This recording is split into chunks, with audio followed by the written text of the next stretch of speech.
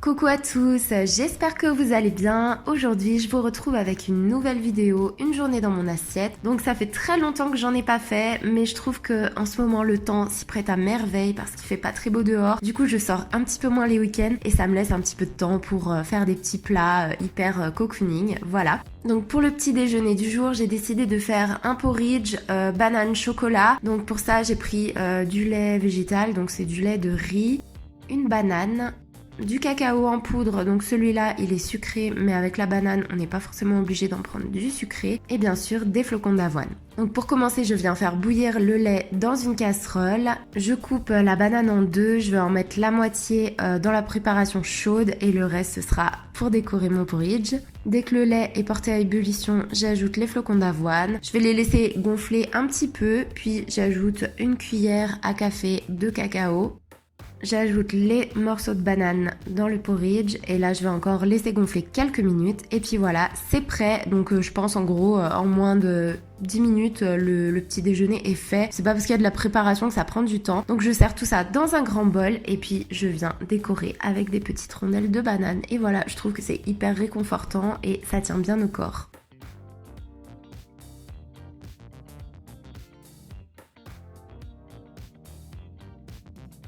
Pour le repas du midi, j'ai décidé de faire des pommes de terre grenaille au four. Donc c'est les pommes de terre du jardin de mes parents, accompagnées d'une sauce champignon avec du faux poulet façon soja. Et pour ça, donc j'ai pris des épices. Là, j'ai pris des épices pour poisson. Allez savoir pourquoi. Des champignons de Paris bruns, 2 oignons rouges et 2 échalotes qui viennent aussi du jardin.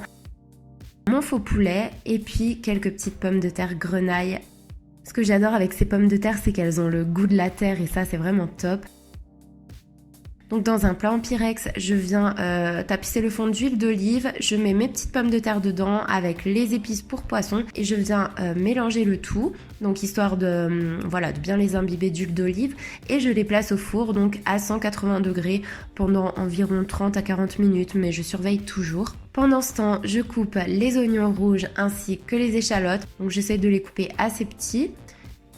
Je les fais revenir dans un petit peu d'huile d'olive et une fois qu'ils commencent à être un peu translucides, j'ajoute mon faux poulet. Pendant ce temps, je vais couper les champignons de Paris donc en fines lamelles. Avant, je prenais que des champignons en boîte et en fait, je me rends compte que les champignons comme ça, c'est vraiment une tuerie. Ensuite, je les fais revenir avec le reste de ma préparation et au bout de quelques minutes, j'ajoute une bonne dose de soja cuisine. Et là, j'ai pris une autre sorte d'épices. Cette fois, c'est des épices pour la viande. Un petit peu avec du paprika et tout. Super bon. Je laisse revenir le tout dans la crème.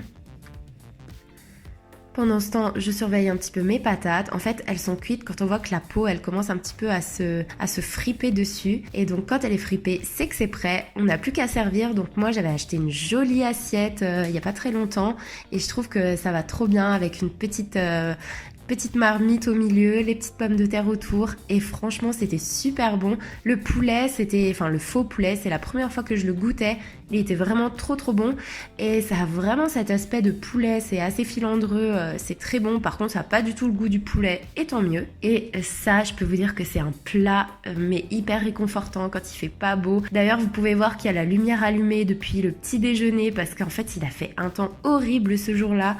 J'étais vraiment mieux chez moi et voilà. Pour le goûter ce jour-là, j'avais très envie de faire des petits muffins à la noix. Donc je vous mettrai toutes les proportions en barre d'infos. Donc pour ça, en fait, j'ai pris du lait de riz, de la farine, du sucre, un petit peu de beurre, 2 œufs, un sachet de levure chimique, 2 sachets de sucre vanillé et des cerneaux de noix.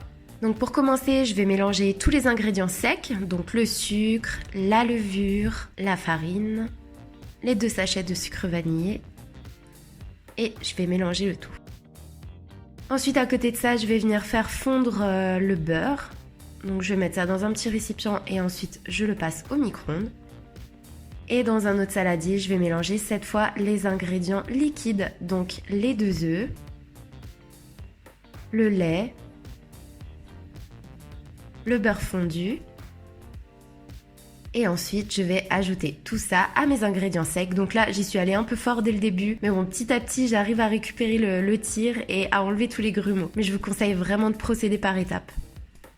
Donc là on peut voir que la pâte elle est bien lisse, il n'y a plus de grumeaux. Ensuite je viens concasser un petit peu les noix avec un couteau pour avoir des petits bouts un petit peu plus petits à l'intérieur.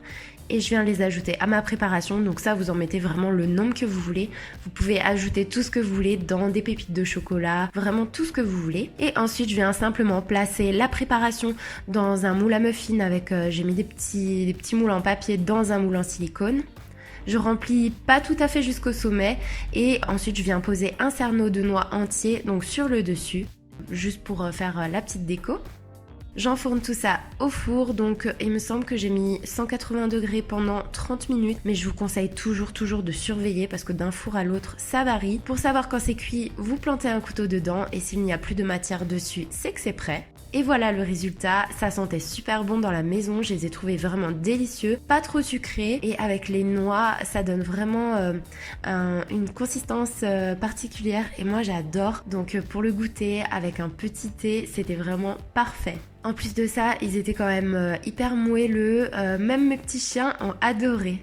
Pour le repas du soir, j'ai décidé de faire un velouté de lentilles corail. Donc pour ça, j'ai pris 500 g de lentilles corail, 2 oignons jaunes, 2 carottes, mais je vous conseille quand même d'en mettre au moins 4 parce que les proportions n'étaient pas idéales, du curry, des épices donc pour la viande, le même que j'ai utilisé ce midi, et du lait de coco. Donc pour commencer, je vais couper les oignons grossièrement, puis éplucher les carottes. Ensuite, je les coupe en grosses rondelles. C'est grossier parce que de toute façon, ça va cuire et à la fin, ce sera tout mouliné. Ensuite, je fais revenir les oignons dans un petit peu d'huile d'olive et j'y ajoute les carottes. Je couvre d'eau. J'ajoute un bouillon de légumes, puis les épices, les lentilles corail. Je recouvre le tout de lait de coco et je porte à ébullition. Je réajuste au fur et à mesure de la cuisson et je rajoute un petit peu d'eau s'il en faut. Puis une fois que tout est bien crémeux, que les lentilles sont cuites, je viens mixer avec un mixeur plongeant. Et voilà, c'est déjà prêt. Là, j'ai bien mixé pour avoir une texture bien lisse, mais quand même assez épaisse parce que moi j'aime bien ce côté velouté. Je viens ajouter un petit peu de crème soja sur le dessus, quelques graines de tournesol et voilà, c'est déjà prêt.